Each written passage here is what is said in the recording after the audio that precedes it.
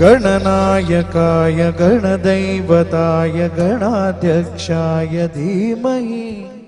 गुणशरीराय गुणवन्दिताय गुणेशानाय धीमहि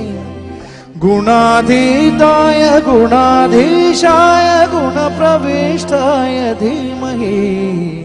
एकदन्ताय वक्रतुण्डाय गौरीतनयाय धीमहि